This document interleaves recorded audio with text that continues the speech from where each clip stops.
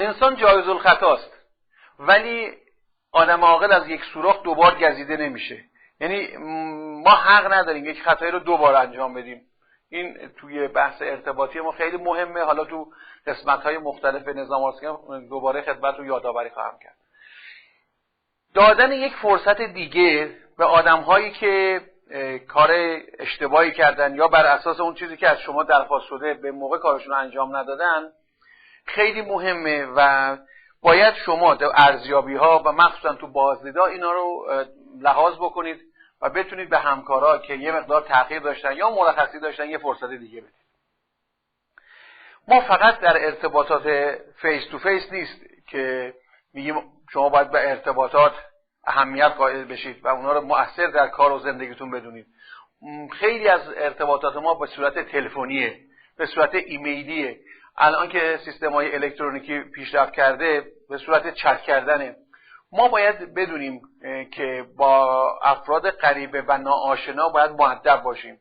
اگر از طرف یک سازمانی صحبت میکنیم تلفن زدیم، اگر از خدمتتون عرض بکنم از طرف دانشگاهی داریم با یک جایی مکاتبه میکنیم، تلفن زدن ما و نحوه نام زدن ما مشخص کننده شخصیت‌های حقیقی آدمایی است که تو اون سازمان دارن کار میکنن. برای همین من پیشنهاد میکنم که تو این وضعیت ارتباطی هم شما این مسئله رو مد نظر قرار بدید. و در نهایت ما انتظار دریافتای اخبار خوب، تشویق در موقع انجام کار درست و با دقت گوش کردن به اون مواردی که تو اون زمانهای تشویقی مدیران ارشد تذکر میدن باشیم. هر کار خوبی باید تشویق بشه و هر کاری که اشتباهه باید یک فرصت دوباره داده بشه. اینها کمک خواهد کرد که ما قدم‌هایی رو که برای اجرای کار برمی‌داریم خیلی مفید و خیلی مؤثر باشه. برای اینکه این گام‌ها رو بگم از کجا شروع شده به کجا میرسه، یک کتابی رو خدمتتون معرفی می‌کنم که این کتاب در زمان خودش جزو کتاب‌های پرفروش بوده. تنها بی‌پروایان پایدارند. تو این کتاب نوشته شده که اینا اومدن یک آماری گرفتن از فهرست 500 شرکت طراز اولیه دنیا در سال 1970.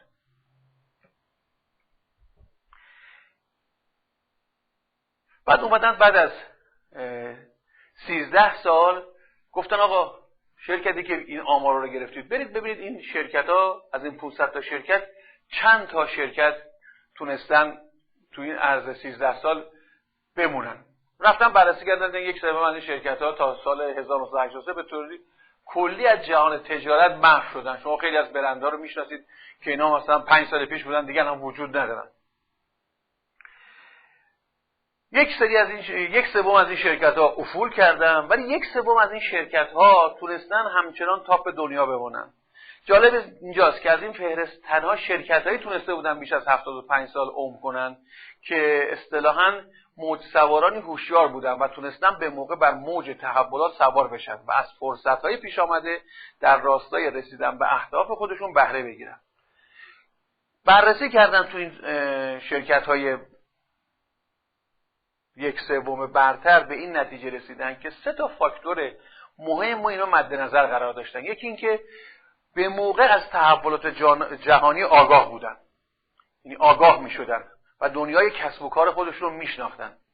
در حین اینکه با رقباشون دوست بودن به یه شکل‌های خاصی رقبا رو کنترل می کردن که ازشون جلو نزنن و در نهایت برای پرسنلشون به صورت مادام العمر برنامه آموزشی داشتن که این 3 تا مورد رمز موفقیت این سازمان ها بوده.